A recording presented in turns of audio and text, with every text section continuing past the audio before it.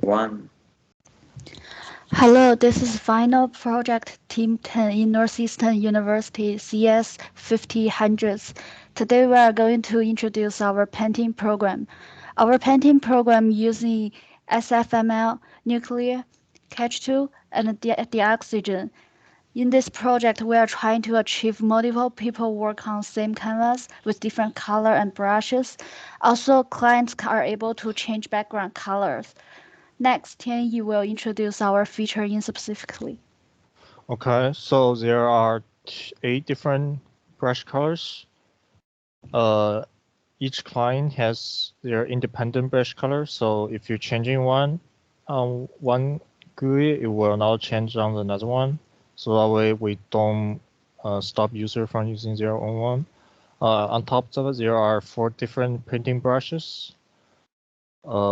Except the default one, there are Sprite, Sig, which was sticker line, Eraser that you can use to clear the canvas, Fast, draws multiple lines at the same times.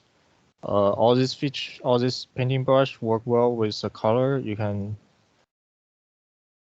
on top of that, we have undo and redo function that work with all the command we're giving. The, the client can draw simultaneously on the same board. The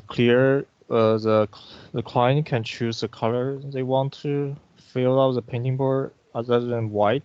So in that way, we can create different background colors. Here is an example we show them drawing. Okay, so it takes a little bit, but it takes even the new user drawing thing, you will get the painting board they were getting. So the painting brush was implemented in that way. We have the brush type. That every time the key is pressed, the brush type is switched. After we get the brush type in the edit command, we put the painting factory, and the painting factory will classify what painting we're gonna do, and using the input to create different objects. For example, the draw fast is meant to getting the same result of the brushes. So we have multiple lines on top of the central one we're having.